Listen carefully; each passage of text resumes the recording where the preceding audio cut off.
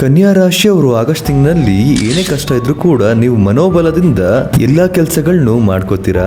ಈ ಕಾಲದಲ್ಲಿ ಬೇರೆ ಜನಗಳು ಲಾಭ ಮಾಡ್ಬೇಕು ಅಂತಾನೆ ಅನ್ಕೊಂಡಿರ್ತಾರೆ, ನೀವು ಮಾತ್ರ ಯಾವಾಗ್ಲೂ ಸಾಧನೆ ಮಾಡ್ಬೇಕು ಅಂತಾನೆ ಅನ್ಕೋತೀರಾ. ಈ ತಿಂಗಳು ನಿಮ್ಮ ಕನಸುಗಳು ಎಲ್ಲ ನೆರವೇರುತ್ತೆ. ಹೊಸ ಜನಗಳ ಪರಿಚಯ, ಹೊಸದು ಅವಕಾಶಗಳು. ನೀವು ಸಾಧನೆ ಮಾಡೋದಕ್ಕೆ ಪ್ರಕೃತಿ ನಿಮ್ಗೆ ಸಪೋರ್ಟ್ ಮಾಡುತ್ತೆ. ನೀವು ನಿಮ್ಮ ಮನಸ್ಸಿನ ಕಡೆ ಗಮನ ಕೊಡಬೇಕು. ನಿಮ್ಮ ಆಲೋಚನೆಯನ್ನ ನೀವು ಕರೆಕ್ಟ್ ಮಾಡ್ಕೊಳ್ಳಿ. ಯಾರನ್ನು ಕೂಡ ಶತ್ರು ಅಂತ ಭಾವಿಸ್ಬೇಡಿ. ನಿಮ್ಮ ತಂದೆಯ ಆರೋಗ್ಯದಲ್ಲಿ ವ್ಯತ್ಯಾಸ ಆಗ್ಬೋದು. ಪಿತ್ರಾರ್ಜಿತ ಆಸ್ತಿ ವಿಚಾರಕ್ಕೆ ಜಗಳ ಆಗ್ಬೋದು. ನೀವು ಯಾವ ಸಮಯದಲ್ಲಿ ಮಾತಾಡ್ಬೇಕು ಆ ಸಮಯದಲ್ಲಿ ಮಾತಾಡಲ್ಲ. ಮಾತಿನ ಮೇಲೆ ಬೇರೆಯವ್ರ ಗಮನ ಇರುತ್ತೆ. ಮಾತಾಡೋದಕ್ಕೆ ಶುರು ಮಾಡಿದ್ರೆ ತುಂಬಾ ಮಾತಾಡ್ತೀರಾ. ಇದರಿಂದ ಒಳ್ಳೆ ಅವಕಾಶಗಳು ಕೈತಪ್ಪೋಗ್ಬೋದು. ಹಾಗೂ ಕುಟುಂಬದ ವಿಚಾರದಲ್ಲಿ ಗಮನ ಇರಲಿ. ನೀವು ನಿಮ್ಮ ಕುಟುಂಬಕ್ಕೋಸ್ಕರ ಜವಾಬ್ದಾರಿಗಳು ತಗೊಳ್ಳಿ.